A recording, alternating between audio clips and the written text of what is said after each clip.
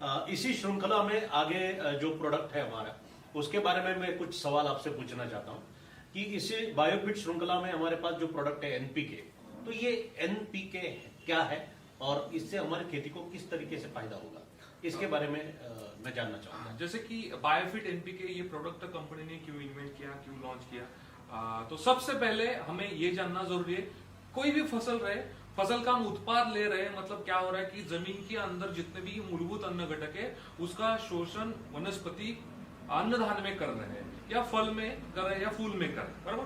तो कोई भी फसल हो, कोई भी वनस्पति हो, उसका अच्छे से पोषण होने के लिए अलग अलग उसको मूलभूत अन्न घटक लगते हैं। जैसे कि कुछ मुख्य अन्न घटक रहते हैं, कुछ दुय्यम अन्न घटक रहते हैं, कुछ सूक्ष्म अन्न घटक रहते हैं। ऐसे अलग अलग 18 अन्न घटक बहुत जरूरी है, वो किसी भी फसल को लगते ही लगते हैं। उसमें अगर मुख्य अन्न घटक में देखा जाए तो नत्र, स्फुरद, पालाश ये ज्यादा मात्रा में लगने वाले अन्न घटक है।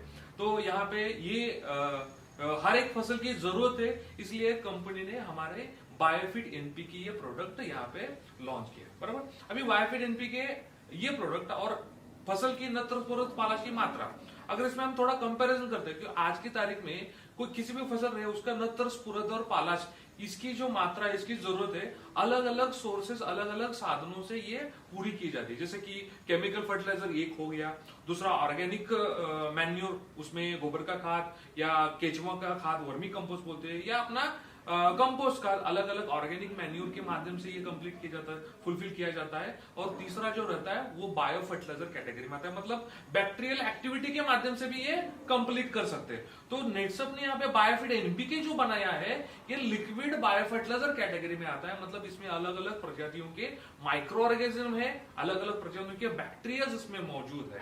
तो ये बैक्टीरियल एक्टिविटी के माध्यम से आपके फसल को नत्र, स्फुरद, पालाश नैसर्गिक रूप से मिलता है।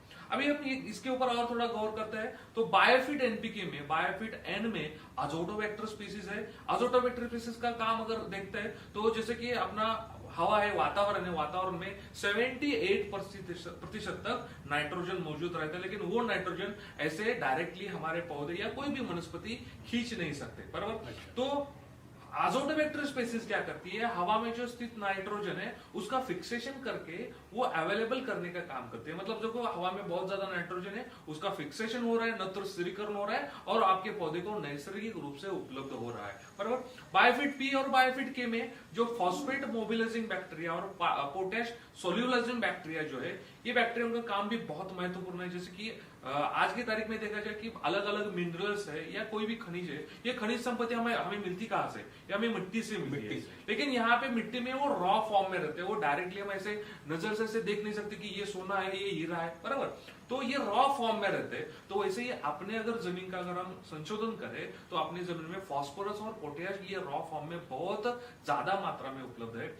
उसके बावजूद भी हमारे जो किसान 1960 के बाद, ग्रीन रिवॉल्यूशन के बाद, बहुत भारी मात्रा में उन्होंने केमिकल फास्फोरस और केमिकल पोटेश ये इस्तेमाल उन्होंने किया। उसमें से ज्यादा मात्रा में वो सैचुरेटेड फॉर्म में अपनी जमीन में बैठ चुका है। तो बायोफिट पी और के में जो बैक्टीरिया है, पीएसबी एंड केएसबी, इनका कार्य जो है वो विघटन करने का काम है। मतलब रॉ फॉर्म में जो फास्फोरस है, रॉ फॉर्म में जो पोटेश है, उसको विघटन करके वो वनस्पति को, आपके फसल को उपलब्ध करके देने वाले हैं। मतलब बायोफिट एनपीके अगर देखा जाए, नैसर्गिक रूप से आपके फसल को नत्र, स्फुरद और पालाश ये ज्यादा से ज्यादा मात्रा में उपलब्ध करके देने वाले हैं। तो यहाँ पे किसानों का बहुत ज्यादा फायदा यहाँ पे होने वाला है। अगर फायदे की बात निकले तो मैं यहाँ पे ये कहना चाहूंगा, आज की तारीख में केमिकल फर्टिलाइजर के ज्यादा डोज इस्तेमाल करने से, या केमिकल फर्टिलाइजर का हम बहुत ज्यादा मात्रा में जो किसान आज इस्तेमाल कर रहे हैं, उसके कारण अलग अलग साइड इफेक्ट्स को हमें झेलना पड़ता है। जैसे कि पानी का प्रदूषण हो रहा है, जमीन का प्रदूषण हो रहा है,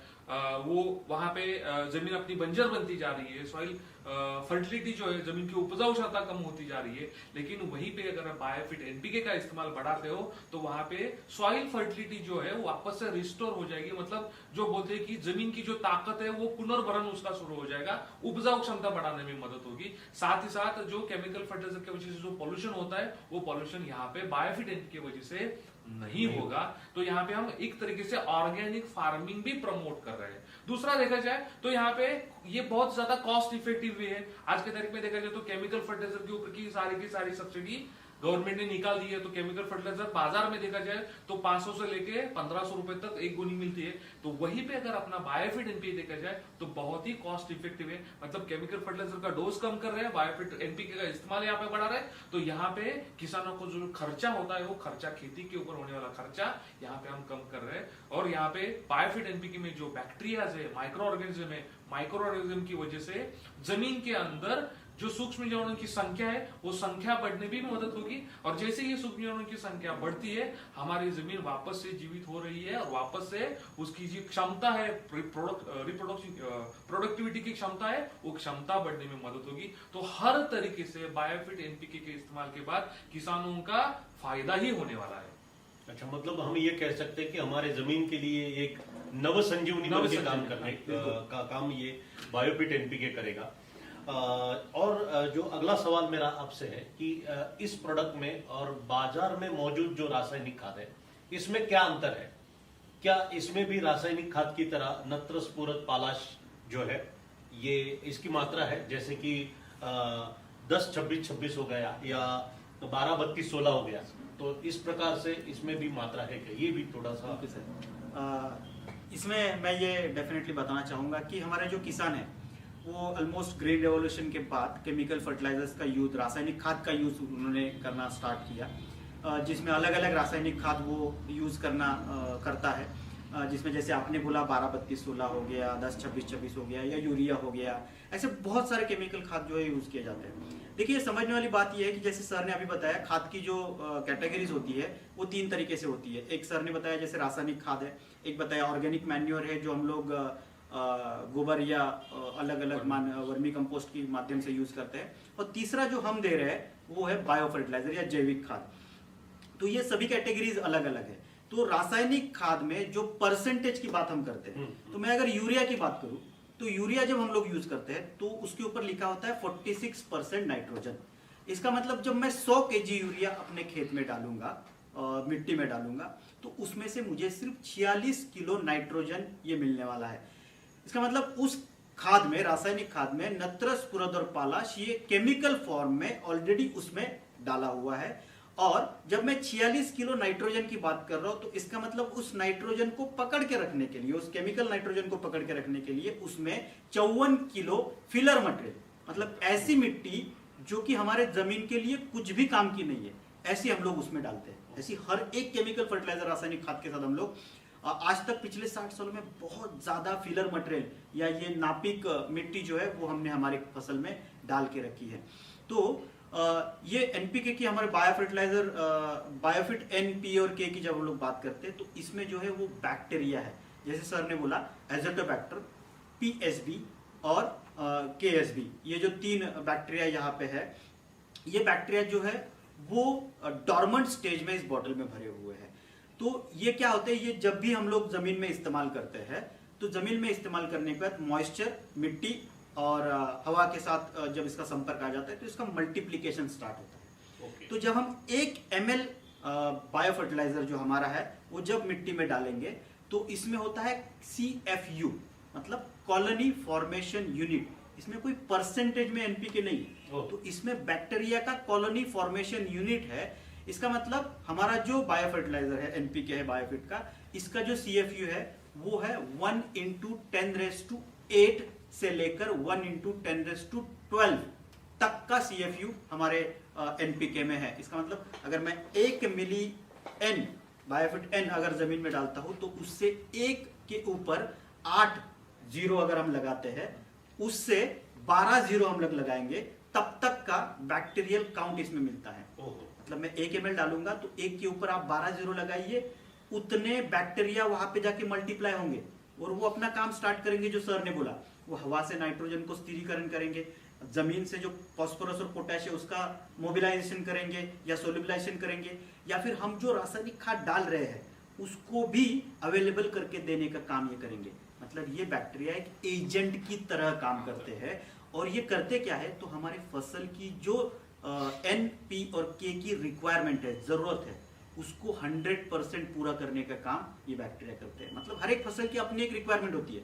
मैं अगर गन्ने जैसी फसल की बात करूं तो औसतन यूनिवर्सिटी ये बोलती है मुझे कि मुझे 370 किलो नाइट्रोजन, 170 किलो फॉस्फोरस और 170 किलो पोटैश, ये मेरे फसल में पूरे उसके लाइफ टाइम में मिलना चाहिए। लेकिन आज की डेट में मैं केमिकल फर्टिलाइजर्स के माध्यम से उससे कई गुना ज्यादा खाद जो है रासायनिक खाद में डाल रहा हूँ, जमीन में डाल रहा हूँ। लेकिन अगर मेरा बायो फर्टिलाइजर वहां पे है, नत्रस पुरद और पालाश देने वाले जो बैक्टीरिया है, तो ये रासायनिक खाद की मात्रा बहुत पैमाने पे कम करके ये नेचुरल तरीके से नत्रस पुरद और पालाश मेरे जमीन को वो देगा, मेरी फसल को उपलब्ध करके देगा। मतलब ये जो काम है वो 100% करने वाला है। तो हम ये बोल सकते हैं कि ये 100% काम करेगा। इसमें भले ही कोई परसेंटेज में नत्रस पुरद पालाश नहीं है, लेकिन इसकी रिजल्ट और इफेक्टिविटी किसान को 100% यहाँ मिलने वाला है। ये प्रोडक्ट से जुड़ा हुआ एक डायरेक्ट सवाल मेरा किसानों के मन में भी आता है, मेरा भी है, कि क्या ये प्रोडक्ट का इस्तेमाल करके हम रासायनिक खाद से पूर्णतः मुक्ति पा सकते हैं क्या? बहुत ही अच्छा सवाल है। जैसे कि देखो, कोई भी फसल, ऐसे इसके पहले मैंने बोला कि फसल का जो मूलभूत अन्न घटक जो है, मुख्य अन्न घटक नत्रस पुरद पालाश, इसके सोर्सेस अलग अलग रहते हैं। तो यहाँ पे उत्पाद ज्यादा निकलना चाहिए, ये पहला उद्देश्य हमारा है। दूसरी तरफ अगर हम देखते हैं तो अपनी जो खेती है वो खेती का क्षेत्र लिमिटेड है, वो खेती का क्षेत्र तो नहीं बढ़ा सकते। ऊपर से अपनी इंडिया की अगर आबादी देखते हैं तो आबादी 140 करोड़ की, मतलब हमें लिमिटेड रिसोर्स में ज्यादा से ज्यादा आउटपुट हमें निकलना, ये हमारे हर एक किसान के सामने एक बहुत बड़ा उद्देश्य बराबर। तो उत्पाद ज्यादा निकलना चाहिए क्या? ज्यादा निकलना ही चाहिए। तो उत्पाद ज्यादा निकलने के लिए प्रॉपर न्यूट्रिशन फसल को मिलना, हर एक मूलभूत अन्न घटक फसल को मिलना, ये बहुत जरूरी है। तो यहाँ पे मैं एक कंसेप्ट बोलूंगा, इंटीग्रेटेड न्यूट्रिएंट मैनेजमेंट। जैसे कि आपको अलग अलग तरीके के माध्यम से, अलग अलग साधनों के माध्यम से आपके फसल की जो मूलभूत जो जरूरतें है, वो जरूरतें नत्रस पुरद पालाश रहे या दुय्यम अन्न घटक रहे या सूक्ष्म अन्न घटक रहे, ये आपको पूरी करना बहुत जरूरी है। तो यहाँ पे मेरा रिकमेंडेशन ये रहेगा, बायोफिट एनपीके जैसे आप पहले साल अगर इस्तेमाल कर रहे हो तो आपका केमिकल फर्टिलाइजर का जो डोज है वो डोज आप 30% तक कम करो। मतलब वहां पे किसानों का पैसा बच रहा है, वही पैसा आप बायोफिट एनपीके के ऊपर लगाओ, बराबर। मतलब यहाँ पे साइमल्टेनियसली हम क्या कर रहे हैं, अपना जो उत्पाद है, उत्पाद का जो यील्ड है, यील्ड भी मेंटेन रख रहे हैं और यहाँ पे सस्टेनेबल एग्रीकल्चर भी कर रहा है। नेक्स्ट ईयर दूसरा साल है तो यहाँ पे केमिकल फर्टिलाइजर का डोज 40% तक कम करो, तीसरे साल 50% तक, चौथे साल 60% तक और पांचवें साल 70% तक आप इस केमिकल फर्टिलाइजर का डोज आप कम कर सकते हो। और वहीं पे आपको हर साल में बायोफिट एनपीके की मात्रा जो है, मात्रा धीरे धीरे आपको क्या करनी है, वो बढ़ाते जाना है। बायोफिट एनपीके की मात्रा बढ़ाते जाने, अगर आप ऐसे करते हैं तो अपना जो गारंटी यील्ड जो बोलते हैं, मतलब अपना 1 एकड़ में इतना इतना उत्पाद निकलना चाहिए, उत्पाद वो उतना ही निकलेगा, उससे ज्यादा भी निकल सकता है। और हम एक sustainable agriculture, residue free, chemical free agriculture की तरफ, ऑर्गेनिक फार्मिंग की तरफ भी बढ़ सकते हैं। मेरा ये सवाल है कि ये जो प्रोडक्ट इस्तेमाल करते हैं हम, तो इस्तेमाल करते वक्त वो कैसे इस्तेमाल करना चाहिए और ये इस्तेमाल करते वक्त कोई सावधानी बरतनी जरूरी है क्या? इसके बारे में आप बताएं। जैसे अभी तक का डिस्कशन हमने सुना कि ये बहुत जरूरी है ये प्रोडक्ट इस्तेमाल करना, तो कैसे इस्तेमाल करना है? तो ये जमीन में जाने के बाद अपना काम दिखाने वाला है, इसलिए इसको सॉइल एप्लीकेशन के थ्रू जमीन में इसको इस्तेमाल करना है। इसका मतलब आप अगर आपके पास ड्रिप है तो आप ड्रिप से इसको इस्तेमाल कर सकते हैं। अगर आप खुले पानी से पानी दे रहे हैं तो खुले पानी से भी इसको छोड़ सकते हैं। अगर ये दोनों भी नहीं है, आप ड्रेंचिंग का इस्तेमाल वहां पे कर सकते हैं। जैसे कि एक सॉल्यूशन द्रावण बनाया आपने एनपीके का, और उस द्रावण को जमीन का जो रूट जोन है, जहाँ पे मूलियां होती है, वहां पे आपने उसको डाल दिया थोड़ा थोड़ा करके। या एक आसान तरीका ड्रेंचिंग का ये भी होता है कि आपने उसको पंप में बना लिया और उसका नोजल जो है, जहां से स्प्रे होता है, उसको अगर निकाल दिया तो एक हल्की सी धार लगती है, और वो धार जो है वो आप मूलियों के पास से अगर डाल दोगे तो ऐसे भी वो जमीन में चला जाएगा। हमारा अंतिम उद्देश्य ये है कि ये जो एनपीके का द्रावण है ये जमीन के अंदर जाना चाहिए ताकि बैक्टीरिया मल्टीप्लाई हो और वो अपना काम करे। इसको किस मात्रा में यूज करना है? तो 1 लीटर पानी के लिए 1 ml N, 1 ml P और 1 ml K, ये तीनों को एकत्रित करके आप उसको डाल सकते हैं जमीन के अंदर। अगर बड़े पैमाने पे यूज कर रहे हैं तो हम ये रिकमेंड करेंगे कि आप 200 लीटर पानी में हमारा 1 लीटर N, 1 लीटर P और 1 लीटर K एकत्रित मिलाइए, और ये 200 लीटर पानी आप 1 एकड़ जमीन के लिए एक बार इस्तेमाल कर सकते हैं। ऐसे आप 4 से 6 महीने की अगर आपकी फसल है तो इसमें कम से कम 2 से 3 बार आपको इसका इस्तेमाल करना जरूरी है। अगर आपकी फसल ये पेरेनियल मतलब एनुअल या पेरेनियल है, वार्षिक या बहुवार्षिक फसल अगर आपकी है, तो आप इसको हर 1 महीने के बाद एक बार आपकी खेती में अगर आप इस्तेमाल करते हैं तो इसके बहुत बेहतरीन एक महीने के अंतराल में आप इसको इस्तेमाल कर सकते हैं। ओके। अच्छा, हमारे जो किसान है इनके लिए मार्केट में भी जैविक खाद जो है वो उपलब्ध है, तो उसकी तुलना में हमारे बायोफिट के ही इस एनपीके का इस्तेमाल क्यों किसानों ने करना चाहिए?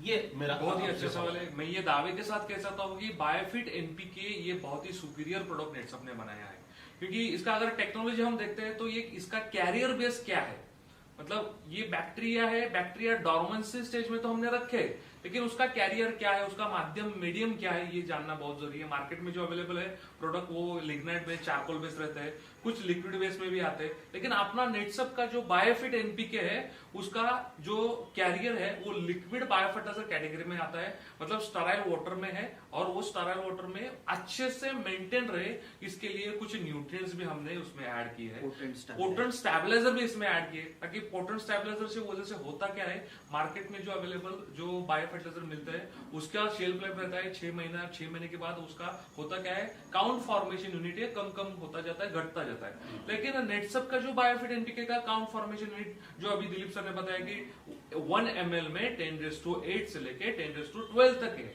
बराबर। तो ये काउंट फॉर्मेशन यूनिट ये घटने वाला नहीं है, मतलब कम से कम आपको 1 ml में 10⁸ इतना काउंट फॉर्मेशन यूनिट 101% मिलेगा, मतलब बेहतरीन रिजल्ट देने के लिए बहुत ही अच्छा है। अगर कॉस्ट वाइज देखा जाए कॉस्ट इफेक्टिव भी है, मतलब मार्केट में जो अवेलेबल बायोफर्टिलाइजर अगर नेटसप का बायोफिट एनपीके इसकी अगर तुलना करता है तो बायोफिट एनपीके ये बहुत ही कॉस्ट इफेक्टिव है और बेहतरीन रिजल्ट 100% रिजल्ट ओरिएंटेड प्रोडक्ट हमने ये बनाया है। मैं अगला सवाल जो पूछना चाहूंगा वो थोड़ा सा अलग सवाल है कि ये जो प्रोडक्ट है ये कुछ राज्यों में उपलब्ध है और कुछ राज्यों में उपलब्ध नहीं है, तो इसका कारण क्या है? ये थोड़ा सा बिल्कुल सही, आपकी जानकारी बिल्कुल सही है। ये प्रोडक्ट जो है वो नेटसर्फ कुछ राज्यों में अभी बेच रहा है, कुछ राज्यों में नहीं बेच रहा है।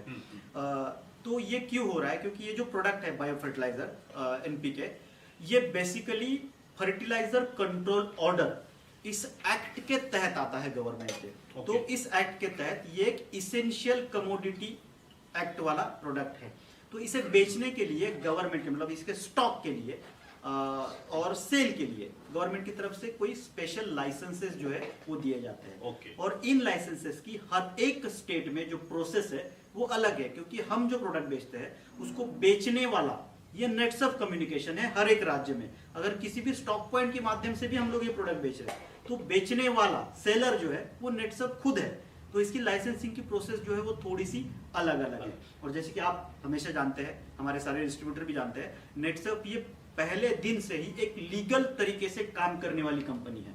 तो हम ये नहीं चाहते कि कोई भी प्रोडक्ट हमारा इलीगल तरीके से बेचा जाए। बहुत सारी कंपनियां हैं जो कि या बहुत सारे लोग भी हमें बोलते हैं कि क्या लाइसेंस की जरूरत है, ये हमारी जरूरत का प्रोडक्ट है, हमें दे दो, हम ऐसे ही खरीद लेंगे। लेकिन हम उस कंपनियों की तरह नहीं है, हम हमेशा ये प्रोडक्ट लीगल तरीके से बेचना चाहते हैं।